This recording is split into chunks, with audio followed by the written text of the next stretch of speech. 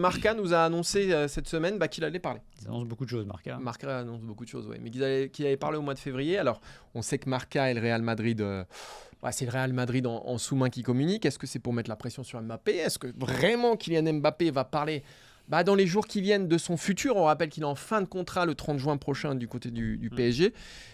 Que tout le monde l'annonce du côté du Real Madrid. Maxime, est-ce que Mbappé va tout dire en février ? Alors, un joueur de ce calibre-là, qui parlerait à ce moment-là en étant libre à l'été, ce serait quasiment même pas quasiment, ce serait une première.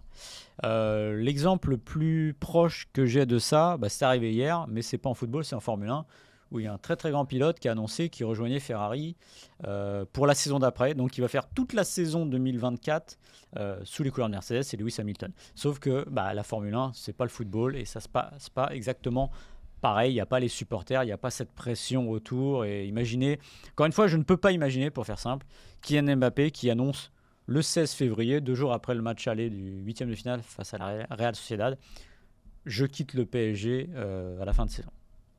Ça me paraît. Alors, encore une fois, le seul petit doute qu'on peut avoir, c'est que c'est Kylian Mbappé et qu'il n'a pas envie de faire les choses comme les autres et qu'il assume tout. Mais imaginez quand même tu parlais de poudrière avec le vestiaire lyonnais, mais imaginez la poudrière que deviendrait la fin de saison du Paris Saint-Germain avec Mbappé qui se barre dans 3 mois.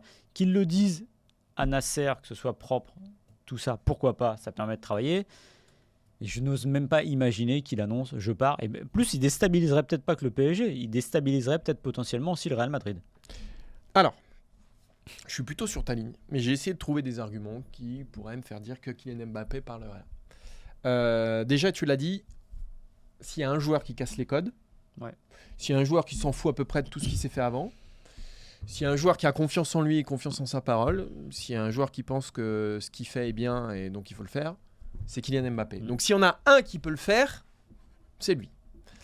Ensuite, il y a quand même toute une campagne de communication autour de Kylian Mbappé depuis quelques semaines qui me font dire qu'il y a quand même un truc qui se trame, ou en tout cas qu'il y a une décision qui a été prise. Il y a eu envoyé spécial, il y a eu la zone mixte, après le match face à Toulouse, après le Trophée des Champions, et il y a eu l'interview à GQ, et j'en oublie peut-être d'ailleurs.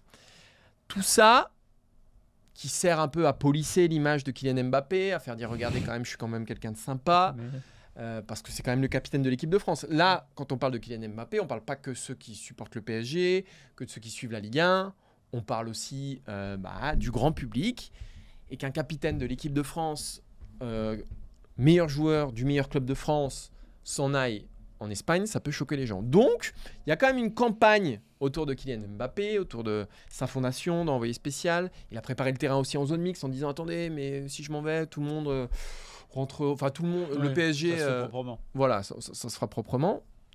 Donc tout ça, ça annonce pour moi quelque chose. Et si la campagne est faite au mois de janvier, c'est peut-être qu'il y a quelque chose qui va être dit au mois de février. Peut-être.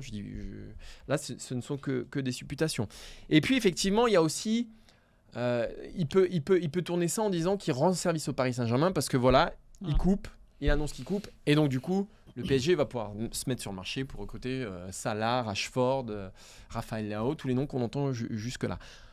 Après, effectivement, annoncer ça, tu prends le risque de foutre un boxon monstre dans la fin de saison du PSG, que le Parc des Princes te fasse ta fête pendant 4 mois. Il y a plein de choses. Mais s'il l'annonce bien, puis avec tout ce qui s'est fait jusqu'ici, pour moi, il y a un doute quand même.